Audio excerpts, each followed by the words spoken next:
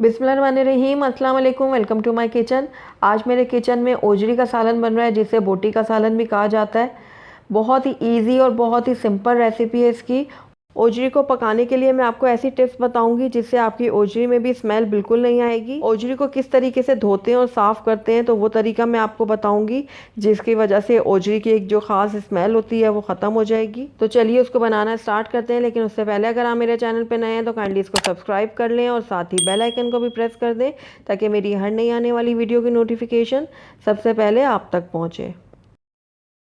तो सबसे मेन जो स्टेप है वो यहाँ पर ओजरी को साफ़ करने का है। तो यहाँ पर मैंने 6 अदद ओजरियाँ ली थी, जिनको मैंने उबलते हुए पानी में डाल दिया था और उसके बाद इसको बाहर निकाल के नाइफ़ की मदद से इसके ऊपर की जो स्किन है वो उसकी अच्छी से साफ़ कर ली थी। उसके बाद मैंने इस तरीके से उसके छोटे छोटे से पीसेस कर लिए। उसके बाद सारी ओजरी के ऊपर मैंने नमक लगा लिया था 2 खाने के चम्मच और अच्छे से इसको मल के रख दिया था। 1 घंटे के बाद मैंने इसको पानी से अच्छी तरीके से वॉश कर लिया।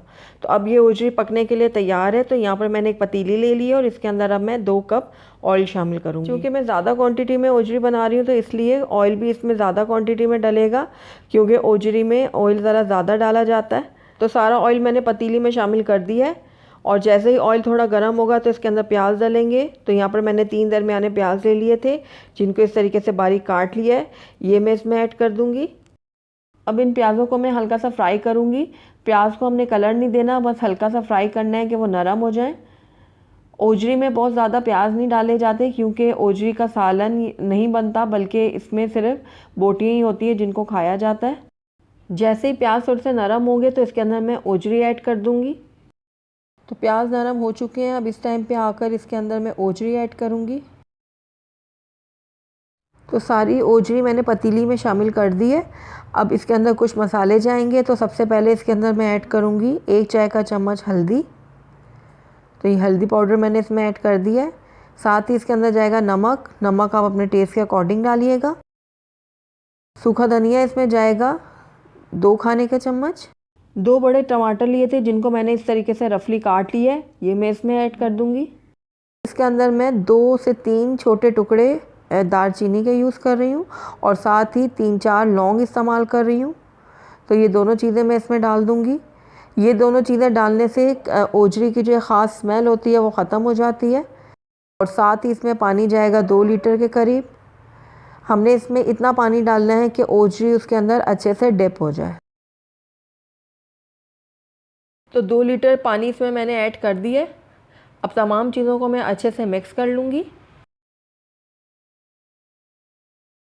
तो सारी चीज़ें अच्छे से मिक्स हो गई हैं। अब इसको मैं कवर कर दूंगी और हल्की आंच पे तकरीबन 3 से 4 घंटे के लिए पकने के लिए छोड़ दूंगी और दरमियान में हम इसको चेक भी करते रहेंगे।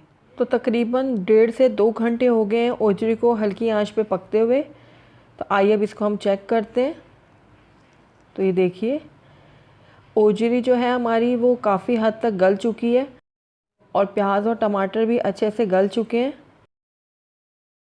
तो बस इसको हम दोबारा से कवर करेंगे और दोबारा से इसको मैं हल्की आंच में पकने के लिए छोड़ दूंगी।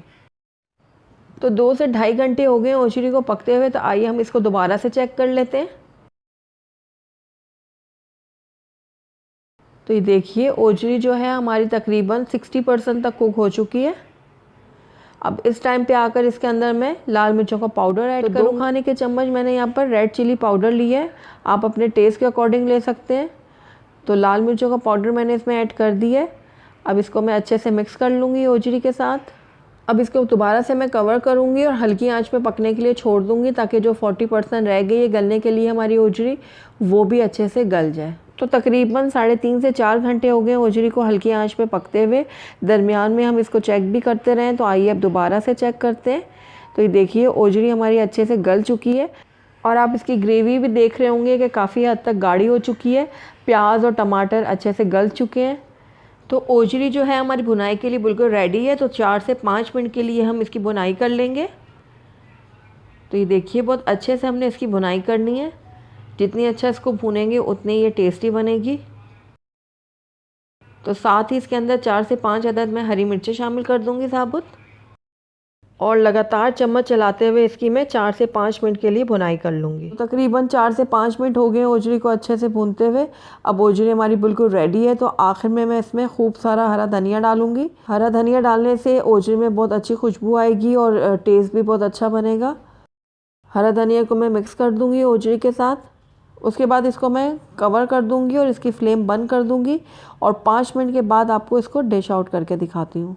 अल्हम्दुलिल्लाह हमारी बहुत ही टेस्टी और बहुत ही कम चीज़ों के साथ बनने वाली ओजरी बनके तैयार है। बहुत ही सिंपल तरीके से बनती है, बहुत ही टेस्टी बनती है। तो ज़रूर ट्राई कीजिएगा मेरी इस रेसिपी को।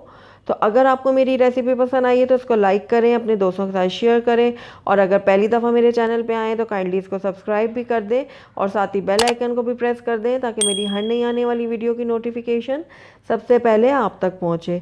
और कमेंट करके मुझे ज़रूर बताइएगा कि आपको मेरी ये रेसिपी कैसी लगी। Thank you for watching. अल्लाह हाफिज़।